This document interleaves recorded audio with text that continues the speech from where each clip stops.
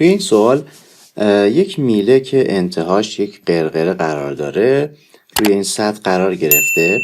میگه که اگر ضریب اصطکاک بین این سطح تو نقطه A و دیواره 8 دهم باشه و اینجا توی نقطه B اصطکاکی نداشته باشیم، ماکسیموم تتایی که میتونه این میله داشته باشه برای اینکه سر نخوره چقدر هست. خب اگر این میله رو بخوایم تحلیل بکنیم، اینجا توی نقطه A یک نیروی N خواهیم داشت که این نیروی N عملا از نقطه مرکز خواهد گذشت، بایستی عمود باشه به سطح مقطع، عمود باشه به سطح دایره.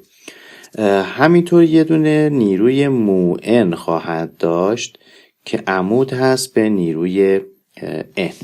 خب اگر ما این زاویه رو اینجا، این زاویه رو آلفا اسم گذاری بکنیم و اینجا خطوط رو ترسیم بکنم، این زاویه متمم آلفا هست، پس اینجا هم متمم آلفا خواهد بود و این زاویه می شود آلفا و همینطور این زاویه هم می شود آلفا، به خاطر اینکه این دوتا خط به هم عمود هستند و هر دوی اینها متمم یک زاویه خاصی هستند. پس زاویه آلفا رو مشخص کردم.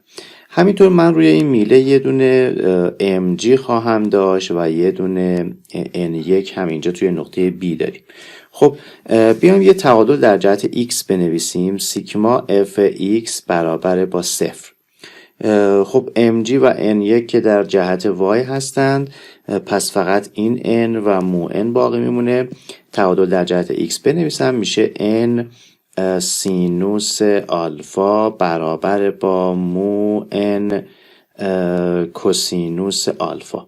n ها ساده میشه، پس مو یا ضریب اصطکاک میشه سینوس آلفا به کوسینوس آلفا یا به اصطلاح تانژانت آلفا. خب مو رو مقدارش رو تو صورت سوال دادیم، داره 8 دهم، پس میتونیم آلفا رو مقدارش رو پیدا بکنیم. آلفا میشه تانژانت معکوس 8 دهم. تانژانت معکوس 8 دهم میشه 38 و 66 درجه. 38 و 66 صدم درجه. خب این راجع به آلفا. منتهای صورت سوال از ما آلفا رو نمیخواد، از ما تتا رو میخواد. اگر ما بتونیم بین تتا و آلفا یک رابطه برقرار بکنیم، اون وقت میتونیم مقدار تتا رو به دست بیاریم. خب این زاویه رو ما اسم گذاری کرده بودیم آلفا. دقت بکنید اینجا اگر من این خطوط رو ترسیم بکنم، این مقدار چقدر میشه؟ این مقدار میشه R، اسمش رو بگذاریم X. X میشود R منهای R کوسینوس آلفا. R منهای R کوسینوس آلفا میشه X.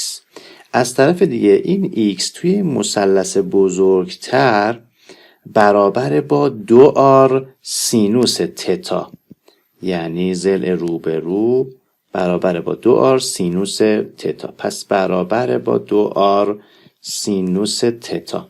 خب میتونیم R رو از طرفین ساده بکنیم. از سمت چپ 1 منهای کوسینوس آلفا ایجاد میشه و سمت راست هم 2 تا سینوس تتا. پس من یه رابطه بین سینوس تتا، بین تتا و آلفا به دست آوردم. آلفا رو مقدارش رو داریم 38 و 66، پس 1 منهای کوسینوس 38 و 66 برابر با 2 تا سینوس تتا. خب میتونیم از این رابطه سینوس تتا و تتا رو به دست بیاریم. سینوس تتا مقدارش میشه 1 منهای کوسینوس 38 و 66 تقسیم بر 2 میشه ممیز 109.